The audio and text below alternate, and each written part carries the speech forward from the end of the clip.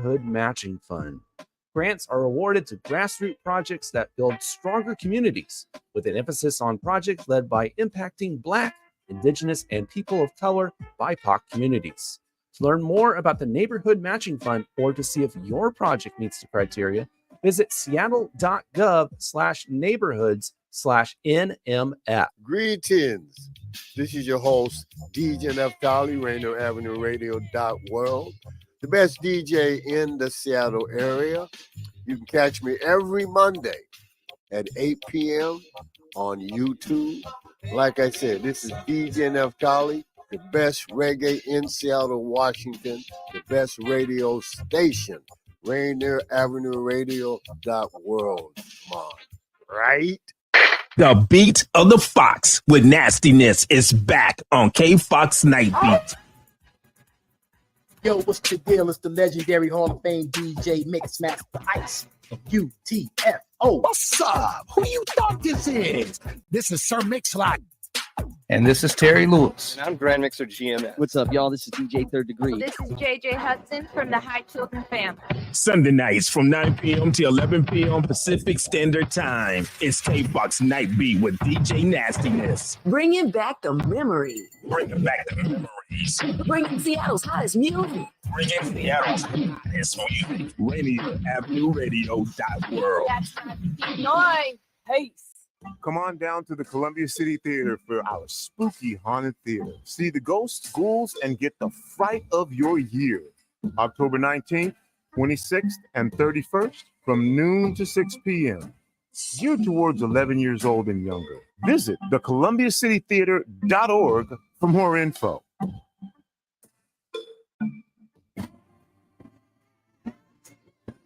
This is Paul Pearson, host of Star Time. And when I'm not explaining to my intern exactly what R&B is, I'm listening to Rainier Avenue Radio World. It's 7 o'clock on the dot, and you know what time it is. It's time for LidLine Sports.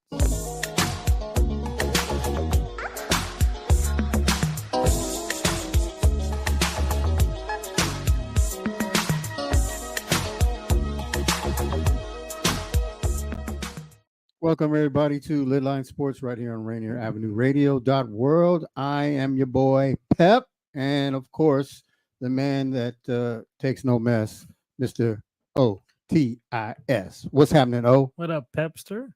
Not a whole lot, not a whole lot. Man, this time of year is like, it's crazy because where do you start? There's so much going on. Yeah. I mean, there's baseball playoffs, there's the WNBA playoffs, you got the NBA preseason underway, and of course, we're right in the middle of ending week 6 in the NFL. Can't forget college football. And of course, college football. Yeah, thank you. Beginning of NHL. And okay, man, dang.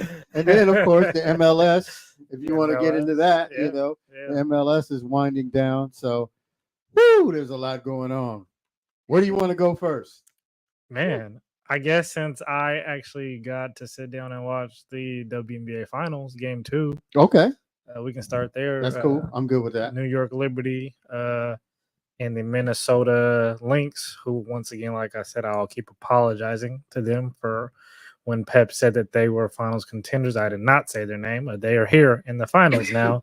Tied 1-1 to the New York Liberty. I don't know if you got to saw Game 1. Game 1 was ridiculous. Yeah. We saw Breonna Stewart miss a free throw to win the game in regulation. It goes into overtime. This was after the Minnesota Lynx went on a run to get back in the game, and they win in overtime. And then Game 2, the Minnesota Lynx or the New York Liberty pretty much controlled that game from start to finish. Yep. I was able to watch that game, and they were just flat out the better team than they were. The Minnesota Lynx got back. They were down 10 at half. Nafisha Collier and her group, they made a run in the third quarter, got it down by like 4. I think with like 5 minutes left in the game, and the Liberty took over, and I think went on like a 10-0 run to close that game out. So we're here 1-1 in the 7-game series. How do you feel so far about this series, Pep? It's probably going according to plan. Mhm. Both these teams are very good. You would think that the Liberty would have the advantage because of the experience they had last season, also being in the finals and losing in 5 to the Las Vegas Aces. This time, they actually took care of the Aces in 4 games in the semis, and they get to the finals. And that game 1, the Liberty flat out blew that game. They had big lead in the game, and then the Lynx came all the way back, and you already told us what happened in the end of the 4th quarter and into overtime. So that's one that got away. So it's going to be very imperative that the Liberty take game 3 because it's in Minnesota. And, you know, if you let the Lynx beat you in game 3, then it's going to be anybody's contest. Yeah. You can't say that the Liberty is going to be a lock to finish it up. But if they win game 3, then more than likely, even if the Lynx do win game 4, that coming home, that the Liberty would pull it out. And I will say this: next year, the WNBA commissioner has already stated that next year the WNBA finals will be 7 games. So that was my apology. I did say this year was 7, but next year will be 7. And they're also changing the first round format. Thank goodness that both teams will get a home game instead of it being 2 home games, and then if there is a third. Right. I didn't think that was fair. So good to see that, you know, the WNBA is on top of that, and I'm glad we'll get a 7-game series out of these women because, you know, once you get there, you deserve that. You deserve, like I said, I never knew that it was home away for the first round. I didn't like that that's crazy. whatsoever. Yeah, me neither. So that I was thinking, because I was going to possibly think about going to the Storm game when they did play the Aces, but I was like, oh, well, it's probably not a good chance that that's going to happen if they got to go 2 in Las Vegas. Yeah. So it's been a good series, and the viewership is still there, even without, you know, the likes of Kaylin Clark and Angel Reese not being on the court. I saw that the finals, the numbers was up this year from last year. So people are still watching, and it's been a great series. So rightfully so. Absolutely. Watching great So basketball. I'm definitely looking forward to game 3. Yes. So that's going to be, you know, real, you know, Minnesota's tough. They've been tough all season. Like, you know, when the season started off with Minnesota here in Seattle, and then they beat the Storm.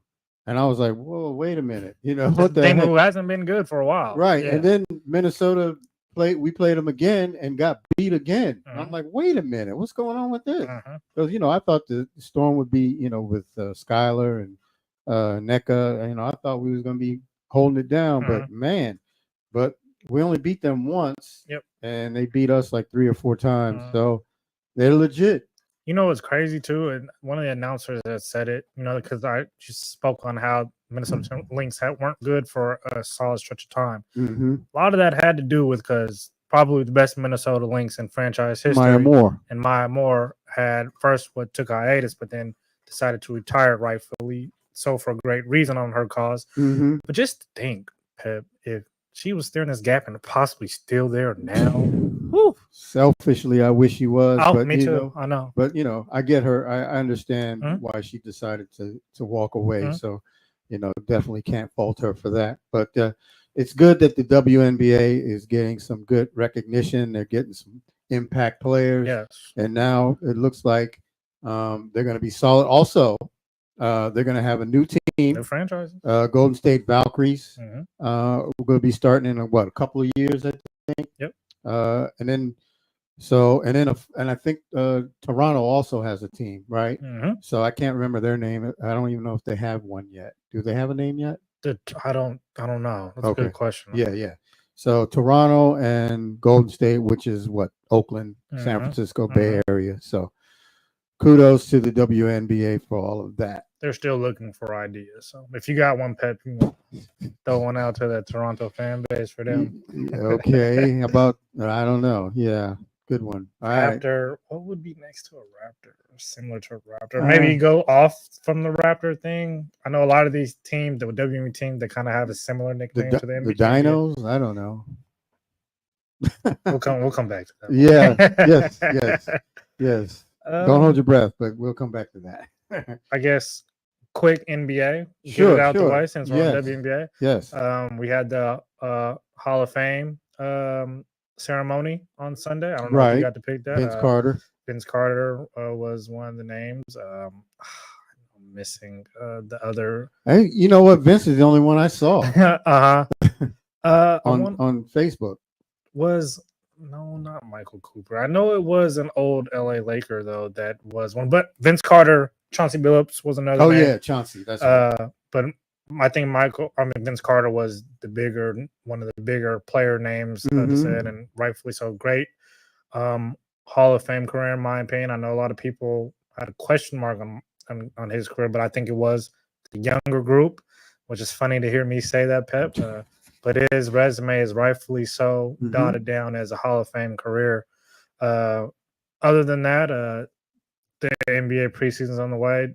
A little bit of news out of Philadelphia. Joel Embiid pretty much came out and said that he would not be surprised if he does not play another back-to-back for the rest of his career. And, it's caused a little bit of hoopla here and there. But, I mean, Pep, at this point, I don't like it, but I think there is a fine silver lining with this ordeal with Joel Embiid, because I do not think his body can hold up for a whole regular season plus a playoffs. He just can't. He's tried when he made his MVP run, then he wasn't able to play in the playoffs, and then last year he played a decent amount of games, and by playoff time, even before the playoff time, his body was pretty much already on his last leg. So I know a lot of fans are gonna hate to hear that, but at this point now, I'm really not against it with him, because while he's in his prime and while the Philadelphia 76ers is in play to contend, if this is what it takes to have him relatively healthy going into the playoffs, then I'm on board if I'm a 76ers fan. How do you feel about it? Yeah, it's not surprising, but you know what? He's the first one, if I'm not mistaken, to actually say, look, I'm not playing back-to-back games, this season, next season, whatever, however long it goes. And I'm sure I'm going to hear Kawhi Leonard follow suit. I'm waiting for that one. And rightfully so. And I mean, when's he going to announce something? And maybe he should. Yeah. Like I said, as much as I don't like it, but I mean, those guys' bodies are breaking down faster than anybody. So maybe rightfully so that's what needs to happen. Has Kawhi even practiced? Nope. And I don't think he'll be ready for the beginning of the regular season. This is unbelievable. I mean, when's the last time he's played? He did not play in playoffs. Remember, he was supposed to play in the Olympics, but he's been on all this time. Now we're into the we're into practice and preseason, and you haven't hit the court. Yeah. Why are they still keeping this guy? It goes back to the kind of weird offseason, Pep, them not willing to pay Paul George what Kawhi got paid, but Kawhi's the one who misses half the season. And you got to remember, he also bowed out of the Olympics. Yeah. He hasn't played in forever, and he's still not ready. What? Cut the cord, man. Seriously. No, listen. I like his game. When he's healthy, he's fun to watch, and he's a very quiet, reserved fellow. And it's funny when people make fun of him, trying to laugh and whatever, because it's just unnatural. I mean, I've never heard an unnatural laugh, but he's definitely got that. Yeah. So, and if you haven't heard it before, you can go on to the internet and find it easily.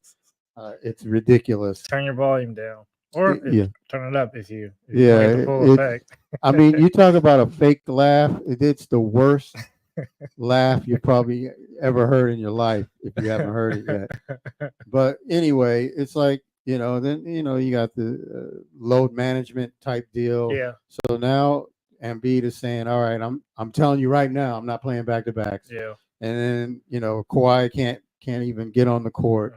And then who else? Well,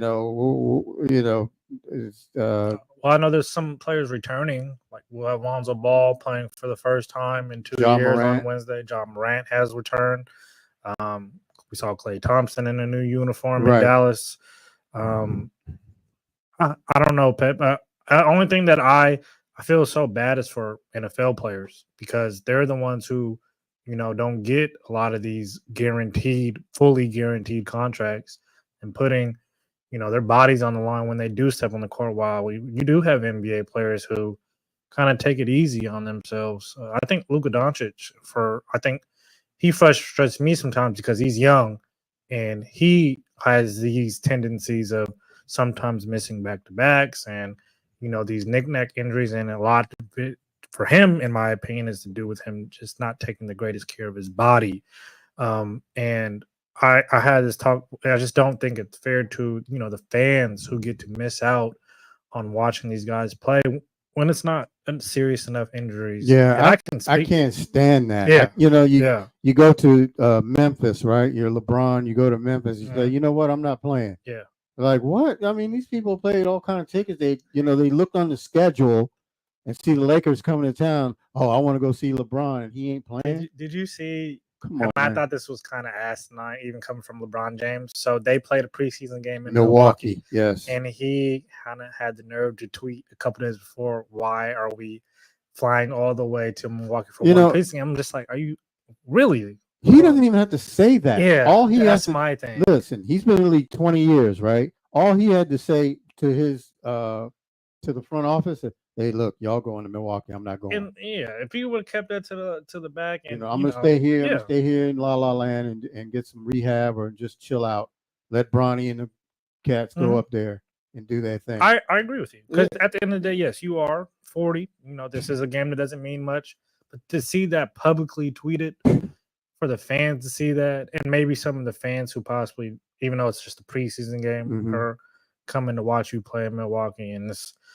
I don't like the narrative of it. And it started with not necessarily LeBron James, but kind of a sense of the player empowerment LeBron James has inserted into the NBA, which some of it good, but some of the tendencies that are now starting to kind of critique come into the NBA. And I know you said Adam Silver has kind of allowed this stuff. And I agree, as much as a good commissioner he was for the first few years after David Stern passed. Yeah.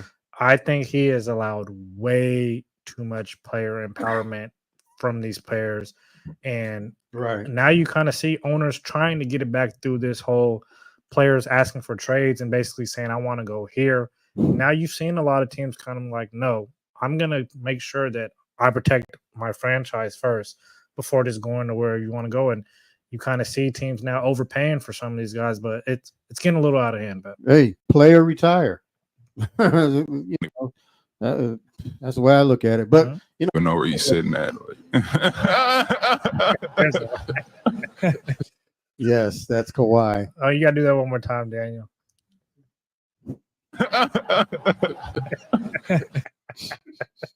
Wow, that's wow. I think, but you know what? I'm gonna say, for a person like LeBron, he's been in the league 20 years. I think he does have some say, and I don't have a problem with him, have some say up to, whatever he wants to do. 20 years, you're vested. Yes, agree. But anybody else, I mean, you've been in the league 5 years, and all you want to tell me what you want? No. Yeah. If you don't want to play, then retire. Yeah. See you later, because we will always find other talent. Yep. And they will. Yeah, you're right. It's sad to say, but they will. Also, I just want to give. I'm sure you've heard this, but there's rumors stating that expansion teams will be playing by the 27-28 season. You want to comment on that, sir? Man, I mean, I feel like I went to the preseason game in Seattle on Friday. I heard it was lit. Man, it was really packed. It was just nostalgic because it's my first time going to an NBA game in Seattle, and I don't know how long. It was so dope just to see it back. And I know they did this last year, but man, there needs to be a team back here. But back to what you said about hearing the rumors, it's been about 3-4 years now. But I know that. Well, this is the first time they've actually said a year. Okay. Right? They're saying, okay, we want expansion teams playing by 27-28. Right? Yeah. Usually you keep hearing soon, blah, blah, blah, possibly by blah. But now they're saying definitively 27-28. So That doesn't mean Seattle's getting the team, though. Yeah. It means I think Vegas is a lock. Okay. Of anybody out there, Vegas is a lock, and we know this. The next team could be Seattle, could be Vancouver, it could be, and I know Adam Silver is hot on international, so that's why I mentioned Vancouver. But Mexico City is real hot, about to say that. real hot on his thing, and I'm telling you, I can feel Seattle getting burned. I can feel it, bro. I hope not, and I don't think that's gonna happen. There's too many ramifications and potential that I know that Adam Silver is saying, but just like I was about to say, I don't really put too much into any of this now until I know something is for sure on the roll. And just like you said, it could not very well be Seattle getting. Well, I know why they say 27-28 because Vegas is still building their arena. Yeah. And that's not going to be ready for a while. So And then they're cow whatever, you know what I'm trying to say. They are step and fetch and half stepping for Vegas to get their things done. Like that's why I say they are a lock. Even more so than Seattle. Okay. And then also too, I mean, the media rights doesn't go into effect until next year. So a year after that would be 26, 27. So I do think it's inevitable for sure that there will be expansion in the NBA. But just like you said, outside of maybe Vegas, I'm being maybe because I'm a Seattle guy, I just don't see any way that Adam Silver bypasses putting the team back here. I do. I hear you. I do because he had a close connection with David Stern, and even though David Stern is passed away, you cannot tell me Stern hadn't spoken to Silver and said, "Look, man, whatever you do, no team in Seattle." I'm telling you. I mean, I feel that for real. That's why I call Adam Silver. I call him Stern Jr. because that's what he is. And you're right. Vegas makes a lot of sense, especially with it's this a whole lot there. Gambling hors d'oeuvre and the partnerships that they've gained in the gambling. So there's money to be made in Vegas. For NFL's moved to Vegas. Yep. NHL's in Baseball's Vegas. coming. Baseball is coming. They got everything. Yep. So of course the NBA is a lock. Yep. I agree. And then I don't know if we did talk. I could be wrong, but there was a trade early on in training camp. Karl Anthony Towns from the Minnesota Timberwolves was traded to the New York Knicks for Julius Randle and Dante DiVincenzo. They actually played over the weekend. Yep. And I don't know what happened, but there was a little rift between Dante DiVincenzo and Jalen Brunson's father, Rick Brunson, who is an assistant coach for the New York Knicks. No real feel on what that was about, but it always felt like the rumor was that Dante DiVincenzo always felt like he wasn't. No, it was the dads. It was the two dads, not Dante himself, but his dad and Rick Brunson. Okay, yeah. There, he did have some words at the end of the game. There was a little click between those two, having some words. Well, yeah. You're gonna talk trash to my dad. I'm gonna stick up for him, and so that's the way it goes. So that's gonna be interesting. But who do you think won that trade? Well, I don't know if anybody, you can't tell right now. Yeah, for sure. It's hard to say, but I mean, if by the looks of it, to me, it's going to be Towns because Randall's hurt, man, all the time. That's a good point. And DiVincenzo's a good player, but is he really an impact player that's going to be vital to Minnesota in their playoff run? I don't know. I mean, I like him as a player. I've always liked him. I liked him at Villanova, but I don't know if he's going to be an impact guy. He was okay with the Knicks. I don't know if he was that much of an impact as much as like Jason Hart was, right? No, he wasn't. His is more play. His impact was more offensively. I know that he was a really good 3-point shooter for them in the playoffs. Yeah. But what Josh Hart did for them. Josh Hart. Yeah. When did I say Jason? Yeah. My bad. You know who used to do that type of stuff. I'm sounding like your boy. G. That's why. What up, Granville? Granville was good at that. That's why I got a partner. Nice. Oh man, you guys are clowning. But yeah, I think there was some good, and there will definitely be a little bit of drop off from both. But I think mostly what I agree with you on is I think more so that the Knicks had room to move on from Dante DiVincenzo because they just got Mikal Bridges. Yeah. So how much minutes was an impact was really going to be there for him? Now we all know that the Knicks have been looking for a big for the last 3-4 months. Mhm. So they went and got Cat, and I heard that there was. But they lost some depth because Yes. Mitchell Robinson's going to be gone for the season. Yep. So I think until January was the last I heard. I heard the whole season. Okay. So yeah, they needed a big, but it's just like you said, it's foreseen who is necessarily one to trade. But I will agree with you just on paper that the Knicks look really good adding Karl Anthony Towns. Yeah, well, Carl, he's the bigger impact player, Mhm. right? So Agree. there you go. But so yeah, and also baseball's going on. Yes. Got my Yankees. Yes, How are they doing right now? They are winning. They were 4-1 when I walked in. They were up 4-1. I'm looking at the football game right now, and we've got a barn burner between Buffalo and the Jets, which is kind of a surprise. Locked up at 20. 5-2, New York Yankees. Sweet. And I was watching. Is that the final? No, bottom of the 8th, 1 out. Okay. And I was watching that game. The Guardians pitching is hurting them in this game. Well, Cantillo, 3 wild pitches. Yep. I don't know what took so long for Volk to get rid of him. Yeah. I'd have pulled him after the second one. Yep. I'm not gonna let you give me 2 or 3 more. Yep.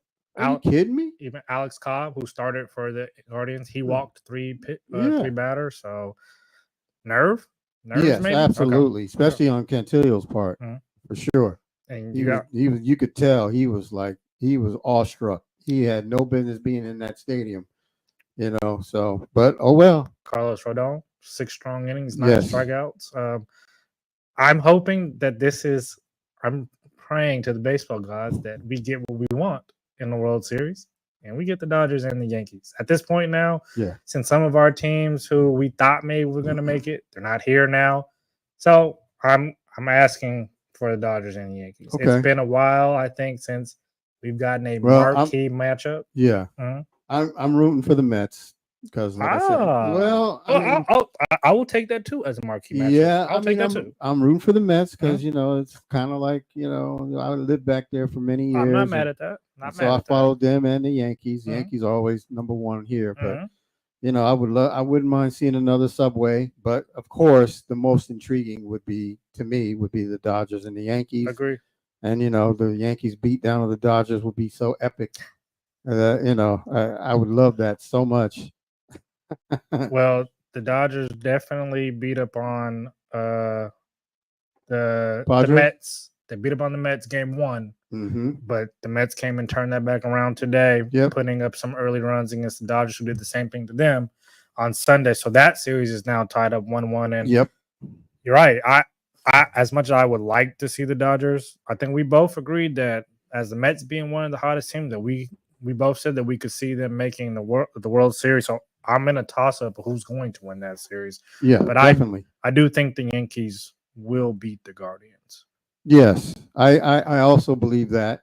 And as far as the Mets and the Dodgers, I think the Dodgers probably have the better talent overall, but that means nothing because it depends on who the hot pitcher is. And then but I think even if the Dodgers lose game 3, I think they'll probably win game 4 and then come back home. And it's a 7-game series, so it's a long way to go, folks. 1-1 means nothing. It's got a long ways to go, so it's intriguing. It's going to be great. It's a great Final Four. I mean, Yankees, Guardians, Mets, Dodgers. It's definitely the 4 best teams.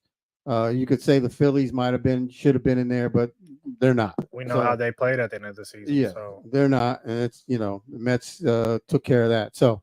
When we come back, we're going to get into some NFL and college football. What a weekend it was. Yes, indeed. So do not go away. We will be right back.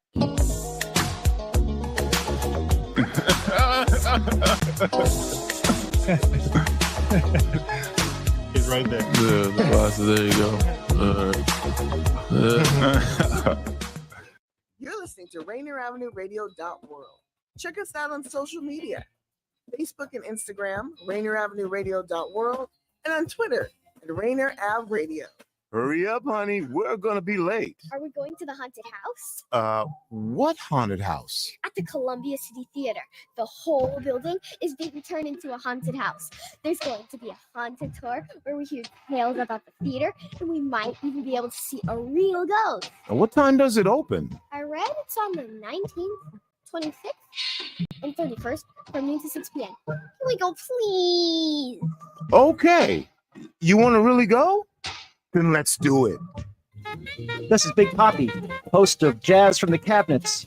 Join me each week for a listening tour of the first century of jazz, an eclectic mix of Dixieland, big band, cool jazz, bebop, contemporary jazz, world jazz, all jazz in all forms. That's Jazz from the Cabinets with Big Poppy on Rainier Avenue Radio, streaming worldwide on RainierAvenueRadio.world.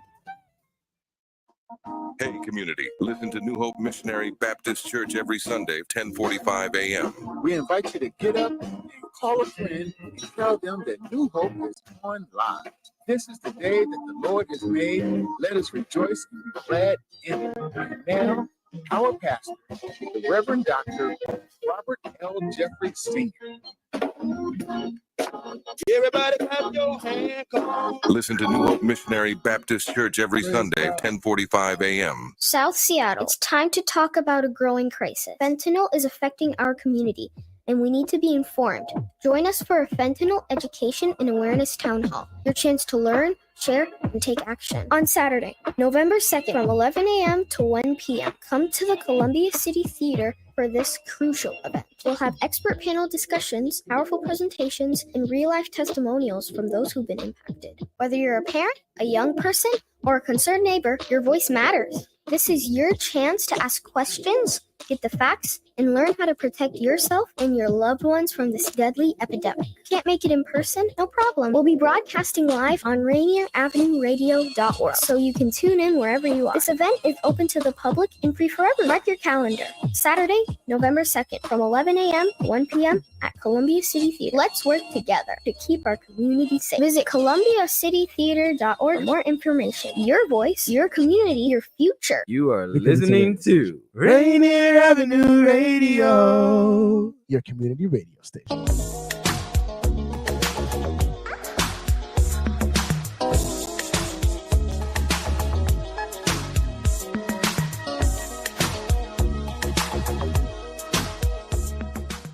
Welcome back, everybody, to LidLine Sports right here on Rainier Avenue Radio.world. And if you've been listening, you heard the commercials for Columbia City Theater Haunted House happening on this Saturday from noon to 6 p.m. That's the October 19th. And also the following Saturday, the 26th, and on Halloween. So take the kiddies to Columbia City Theater Haunted House for some Halloween spookiness. Ooh. Go ahead, Kawhi. Ain't you gonna laugh? Come on, man. I want to give some shout outs real quick. Bill Walker Jr. and Rhonda Dorsey. Mexico City, that's way too far. That's not our choice. That's Adam. Talk to your boy. That's Adam Silver. And who are the Guardians? Girl, the Cleveland Indians, ex-Cleveland Indians. Safe to say she does not watch baseball. Tennis, and that's right. Basketball she's and a tennis, Seahawks. She's a tennis aficionado. Yeah. So, all right. So, thank you for that, for listening anyway, and tuning in and chiming in. We love it. So don't ever stop. And folks, if you want to hear your name called out, don't be shy. Give us a shout on the chat. Or hit me up on Facebook and say, hey, give me a shout out. I'll definitely do that for you. I have no problems with that. It's a fun thing to do. So, all right. Oh, man. College football. Let's get into that real quick. It was a really fun weekend for college football. Started out on, what was that? I think it got real Alabama was in a close game against South Carolina, I believe, and that came down to the end. But then by the time it got to afternoon is when it really got fun. The Penn State was in an overtime game against USC. They squeaked that one out. My man had 17 catches. That game was really fun. But about time we got down to the finale, or not the finale, but the main event. Number 2 Ohio State versus number 3 Oregon. That game was back and forth. Oh, and that's what you want to see out of 2. 7 lead changes.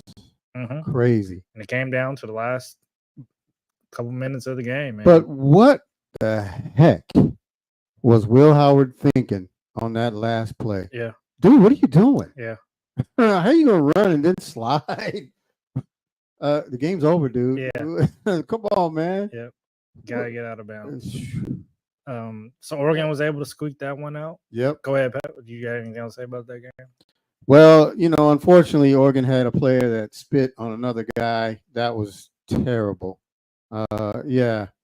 Pep, why?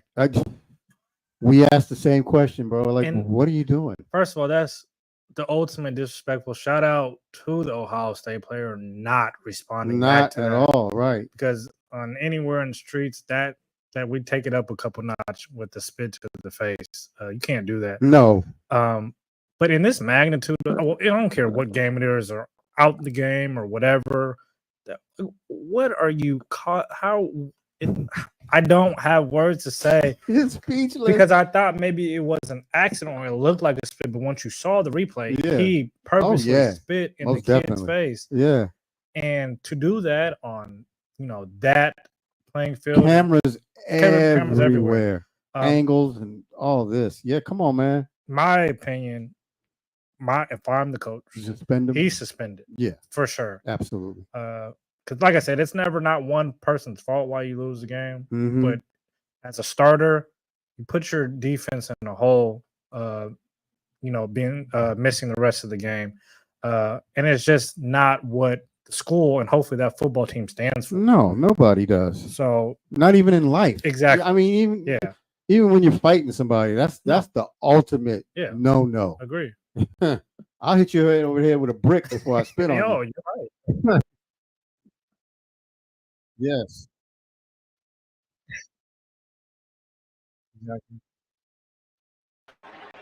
Exactly.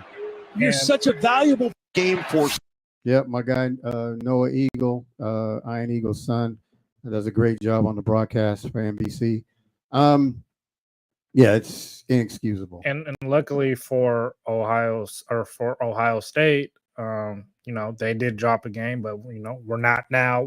It's now more than just the top 4 who makes the playoffs. So they are still in the top 4. Oh, absolutely. Yeah, And if they play again, it could be different circumstances. Exactly. And look, if the game was in Ohio, do you think Ohio loses that game? No. Probably not. No. So, we saw Ole Miss lose to LSU. Yep. On the road. And then the fun Big 12 night action. Of course, you had Colorado at home against Kansas State. Everybody and their mom was at that game, and we were all watching. And that was another game. I didn't even watch it. Okay, I Yeah. did. And that was another game that Kansas State did pull ahead. They were up by like around 12, 14 points in the third quarter. Mhm. Colorado made it interesting in the fourth quarter, and that was a really fun game to watch. And at first, I was not necessarily against Colorado, but I just would like to see the hype match what was on the field. Mhm. I will say these last 3 games, they have been playing really good football, and they are a good football team. Maybe not great, but they Mhm. are a good football team. this Okay, year. good. And that starts with Shedeur Sanders and, of course, what's his name? Travis Hunter. Travis Hunter, who got hurt. Yeah. So wasn't able to finish the game. But man, I have nothing but positive things to say about Colorado, and I'm looking forward to seeing them make a decent bowl game, and hopefully those guys will play and they can really put Colorado on a big map. You know what they seem to be missing, or Mhm. maybe I haven't actually watched too much of them, so Mhm. I don't really know. But I don't hear anything about a Colorado running back. They don't run the ball. Okay. But I don't know if Deion Sanders is not comfortable or confident in the running backs that he has. Mhm. But Shedeur Sanders throws the ball 40 times a game. Yeah, that's what I'm thinking. I'm Mhm. like, I always hear Shedeur, I always hear Travis and I hear about Shiloh, of course, but I don't never hear about a running back. Negative 29 rushing yards against Kansas State. Oh. Negative 29. And that was because Shador Sanders So Seahawkian. was minus 50, but the other two running backs combined for 21 rushing yards. So I don't know if that's offensive line or like I said, but how they score is through the air. So yeah, it'll be interesting against some of these other Big 12 teams how that if that does get exploited any further than what it already is. But yeah, that was pretty much it, I think, in college football. And then Utah lost. Yes, yeah. Did you watch the Husky game? Oh, how can I forget that? Oh, I tried to forget it because they look so dang bad. I think you did say they were going to lose because they were going to Iowa. Mm-hmm. I just thought it was going to be a snooze fest because we're looking at two teams that don't score the ball that well. Iowa actually has been scoring the ball pretty decently this year. Mm-hmm. But goodness, for Iowa to put up 40 points on you is embarrassing. I got a question Mhm. that I don't know. Maybe whoever's out there listening can help me out. Why doesn't Jonah Coleman get more carries? Because every time he carries the ball, he's getting either a first down or close to it. He gets the first down call, goes out, and then Cam Davis comes in and gets 2 and 3 yards, and then we don't see Coleman for another 2 or 3 series. Mhm. I'm like, what are you doing? I mean, the guy's a beast. Use him. Yeah. Is he hurt? What's happening? Let us know something, because it makes no sense. Because that's the kind of guy that can give you possessions and keep the ball and give you minutes on the clock instead of 3 and outs. And then you got to turn the ball over. And of course, I want to know, folks, are the Huskies and the Seahawks practicing together because they got the same people that can't tackle? Iowa had 220 rushing yards. Yeah, because we can't tackle. Yeah. I mean, what's going on up here in the Northwest? Well, I know that, doesn't, Pete Carroll go help over at UW a little bit? Man. Look, man, what is I just want to know. I'm baffled. Yeah, they look terrible. This is probably one of the worst games he does play. But they look like mirror images of each other, Yeah. the Hawks and the Huskies on defense. Mhm. It's like, let me just grab this guy. Oh, he slipped through. Dang. It's funny watching the Seahawks, if you don't mind. No, Not not at, yeah. Let's go. Let's do it. So the Seahawks played on Thursday Night Football Mhm. against rivalries, the San Francisco 49ers. And Mhm. what Pep said last Monday is what happened. The Giants came in, or the 49ers came in here and won 36-24.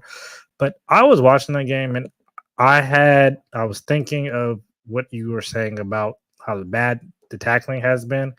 And every time a missed tackle happened, I just said, dang, Pep. Dang, there goes Pep's there's on it again. Oh, dang, Pep is on it again. Oh, dang, here's 228 rushing yards. Oh, just bad tackling. And here's the thing: Uh-huh. no McCaffrey. Yep. And then the guy took over from McCaffrey. Rando? No, the one before Jordan Jordan Mason? Mason. Yeah. Uh-huh. He's the second string guy, right? And he's been killing everybody. Uh-huh. So it's not terrible that he was killing us too. But then he got hurt. Mhm. And so you put in Garendo, who ain't played a lick, and he gets 100 yards on 10 carries. He's averaging a first down every time he carried the ball. Mhm. And this guy, oh my God, are you serious? and look, the game before when they played the Giants last Sunday, they made Tyrone Taylor look like OJ. Yep. You know what Tyrone Taylor did yesterday? No, what did he do? Nothing. He got stuffed by Cincinnati. Daniel Jones looked like Kawhi trying to play quarterback. Yeah, it was that bad. We made Daniel Jones look like Joe Montana. Yeah. And then Tyrone Taylor looked like OJ. And then, of course, Cincinnati was like, look, Cincinnati's no juggernaut in their own right. But they didn't have any trouble with the Giants like we did. That's for sure. And you make another point too, and I heard a lot of people trying to back Geno this weekend, and they bring up what passing yards. And I remember what you said when a lot of his passing yards is coming when we're already down maybe 12, 14, and it's trying to play catch up. We're not running the ball anymore. Nope. What does that mean? Nothing. It's an empty stat. Mhm. You know, he leads the league and he's also leading the league in turnovers. Yep. Hello, because he's throwing 40 and 50 times. Is that Seahawk football? To be honest, no. And it's for sure not Geno Smith football. No. If there's somebody you better have somebody like a Pat Mahomes or somebody who, if you're throwing the ball 40, 50, he threw the ball 50 times against 49ers. 52 times. Yeah. So 2 interceptions. Yep. One was the most costly at the end of the Well, how about that first one? game. That first one killed every vibe we had because the Seahawks were rolling down the field. They were almost in the red, if not in the red zone, and he throws a pick. Yeah. And it was a ridiculous pick. It wasn't a pick where it's like, oh, no. It was like, it wasn't even close. Yep. I'm like, dude, what was you throwing at and why? I don't look. There's no doubt Geno has a nice arm. Okay. The guy can sling it. But there's other intangibles you have to have when you're playing quarterback, right? You have to be able to, like, when you're under duress, be able to handle that and still make the play. Here's the thing between the difference. You say your offensive line sucks. Well, I get that, but you know what? Russell Wilson had to run for his life his entire time here. Good point. And he still made plays, right? Okay.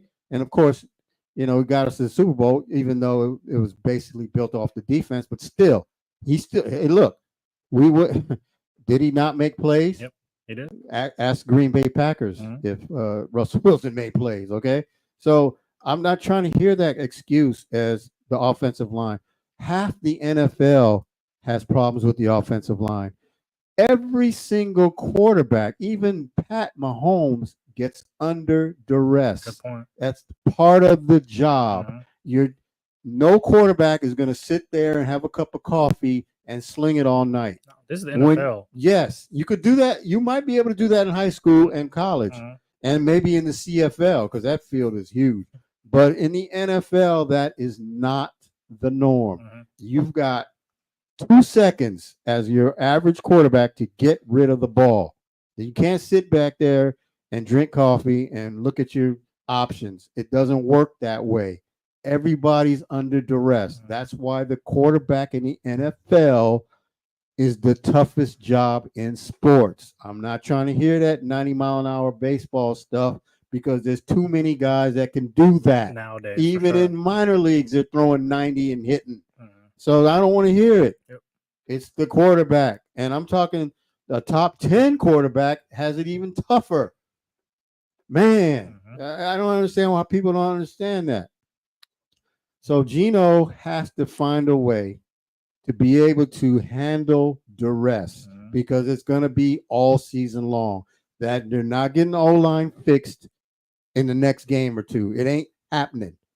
All right. This is a 17-game season. We're in game 7 coming up. We got 10 more games after this of duress he's going to have to endure. And he's going to have to figure it out. If he can't, and I'm telling you this, if he can't figure it out by Atlanta, I'm pulling him. I'm like, you know what? Forget it. I'm putting Steve Howe. I'm putting what's his name? Howell. Sam Howell. Thank you. Sam Oh my God. I'm thinking Sam Howell and seeing what I got. Then also during the season, you figure if Sam Howell's in there, we're probably not going to win too many games. Yeah. Right. But if we do win, that's we found a quarterback. But if we don't, then you know what? We got to draft a quarterback. Yeah. Or people telling me, well, how come we can't trade for Penix? Well, maybe you can. DK.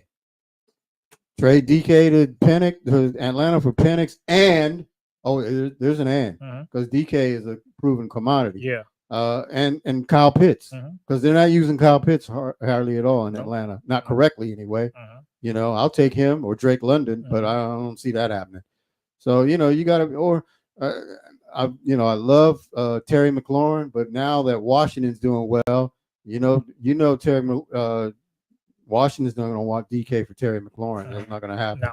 But that's what I would love Yeah. to do. And I hear Buffalo.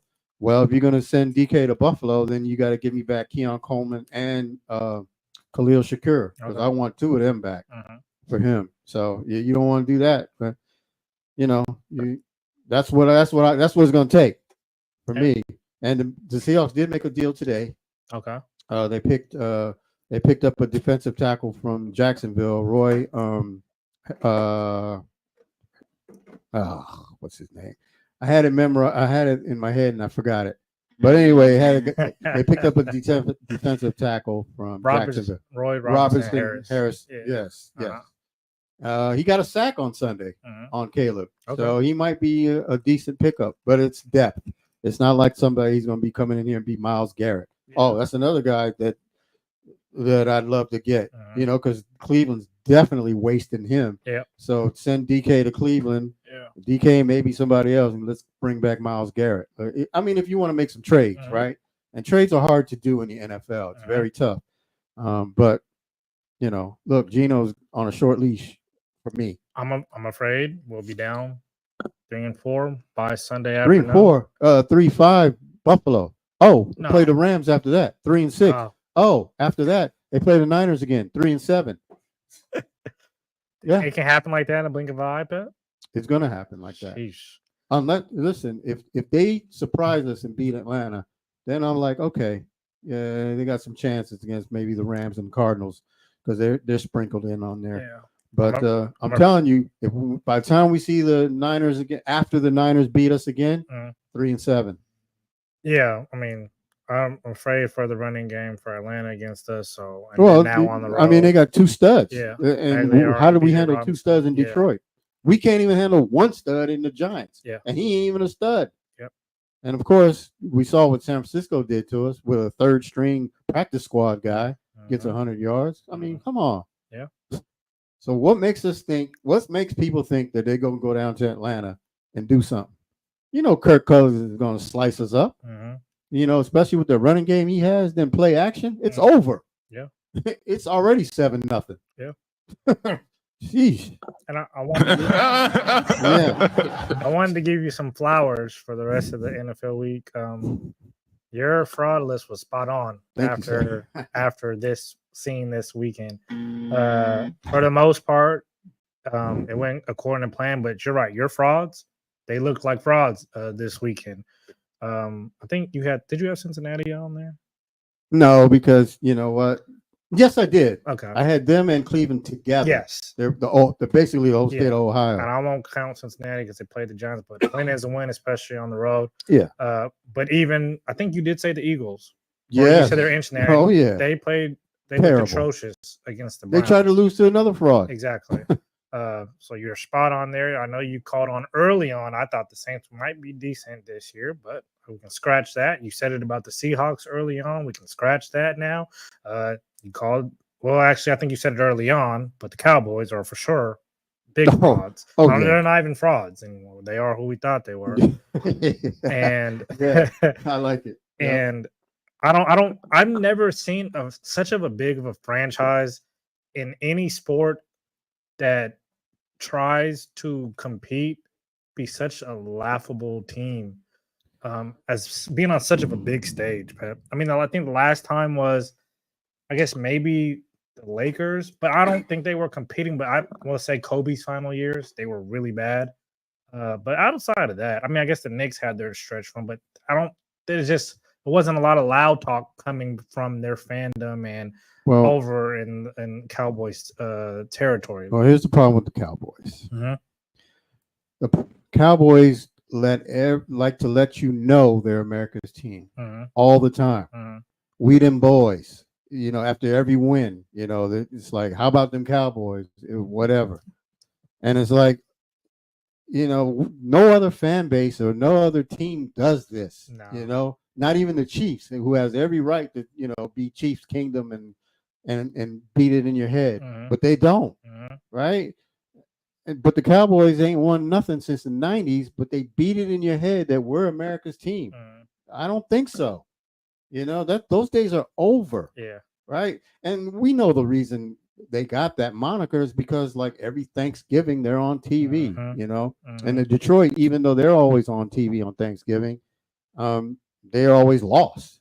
So they, you know, nobody thought of them as America's team. They were America's fodder, you know. And speaking of Thanksgiving, I want to say Happy Thanksgiving to you. Oh wait, you're not in Canada. Because today is Canadian. Okay. Today is Canadian. I was like, what? Well, we're in Seattle. It's Yeah, close. yeah, People think that we're in Canada, but we're not. But it is Canadian Thanksgiving today. So shout out to that. Yeah. Okay. But yeah, so, you know, the Cowboys with their rhetoric is just annoying. And, you know, look, Raiders ain't too far behind with that annoyingness. Yep. Annoyance. So that's why it's so terrible. I did want to give a shout out to the Chicago Bears and Caleb Williams. It's funny how all that noise of people screaming Caleb Williams bust here and there after 1 or 2 weeks, like he's not a rookie. He looked. I woke up. I think I tuned in by the second quarter of that Jacksonville Chicago Bears game, and he looked really good in that game. So I definitely want to give those guys a shout out. 4-2, one of the better defenses in the NFL. Oh, they're coming. They're coming. And, you know, look, let's look at the other side. Jacksonville, last year, 2 years, they were like a playoff team. And then look at Trevor Lawrence. And now who looks like the better quarterback, Caleb or Trevor? Yeah. And then Trevor got all that money. And I said it, and I've been saying it. He's overrated. And there's, you know, he ain't the only one I've said that about. I said that about Justin Herbert as well. You know, he had a pretty good game against the Broncos yesterday. But let me tell you, if you're putting your money on Justin Herbert and Trevor Lawrence being a top 10 quarterback and you're going to ride them deep in the playoffs, you're going to be very disappointed. And you can say the same about Dak Prescott. Yeah. I mean, yes, Dak led the team to the victory last week, or the last second win over my Steelers, which kudos to him. That's what he's paid to do, right? But you're not paid to the next week get smoked by 40 at home. They're 0-3 at home, bro. At home. 0-3 at home. They were getting blown out at halftime, and I think 3. And they got blown out every time at home. Yep. They got blown, even though the Ravens game technically was a 28-25 game, they were blown out. They were down 28-3 in the third quarter. Would you take Jordan Love over all 3 of those quarterbacks you just named? Yes. Okay. Yes. I think I would too. Yeah. I think I would too. Definitely. I would. Would another name, would Joe Burrow be almost in that overrated category as well? Or do we give him a little bit of slack for missing last year? He's almost there. Okay. He's getting there. Yeah, he's getting to the point because he's got weapons, and you know, and he's always hurt, right?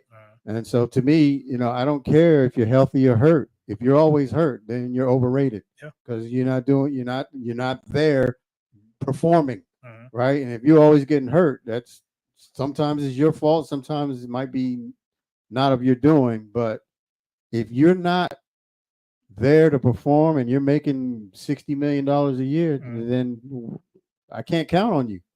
Question before we get out of here, Pep, about your Pittsburgh Steelers.